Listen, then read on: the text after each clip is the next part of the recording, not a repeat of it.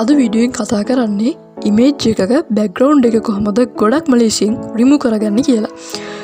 ඔයාලා මේ විදිහට වෙබ් බ්‍රවුසර් එකක් ඕපන් කරගන්න. ඊළඟට මෙතන ටයිප් කරන්න remove.bg කියලා. මේ වෙබ්සයිට් එක මේකෙන් පුළුවන් අපිට ගොඩක් ලේසියෙන් අපේ වැඩේ කරගන්න. හරි දැන් ඔයාලා මේ විදිහට ටයිප් කරගත්තකොට ක්ලික් කරන්න. ඊළඟට ඔයාලා මේ වෙබ්සයිට් එකට එනවා.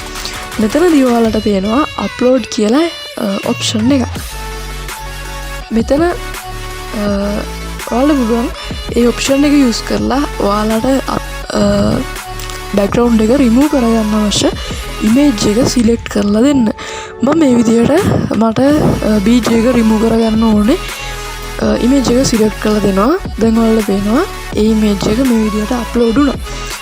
දැන් ඔයාලට පේනවා මම අප්ලෝඩ් කරේ මෙන්න මේ ඉමේජ් එක මේ තියෙන්නේ බෑග්ග්‍රවුන්ඩ් එක රිමූව් වුණ ඉමේජ් එක. ඉතින් ඔයාලට පේනවා ලස්සනට බෑග්ග්‍රවුන්ඩ් එක රිමූව් වෙලා තියෙනවා.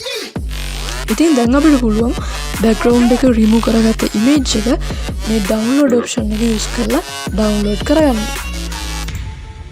මම මේ විදිහට ඩවුන්ලෝඩ් කරගත්ත ඉමේජ් එක ඕපන් කරගත්තා. ඔයාලට පේනවා මේ ඉමේජ් එකේ දැන් මේ කැරක්ටර්ස් වල ඔයාලට පේනවා ඒ ලයින්ස් ගානට ඒ බෑග්ග්‍රවුන්ඩ් එක ගානට මේ ලයින්ස් වලින් රිමූව් වෙලා තියෙනවා. ඔයාලට වෙනවා කිසිම අවුලක් නැහැ.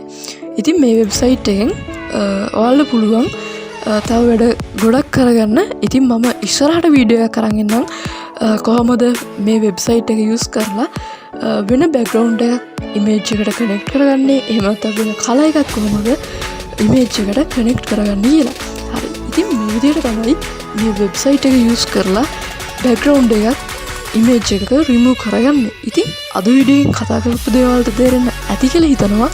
හම්බ වෙමු තවත් අලුත් වීඩියෝ එකකින්.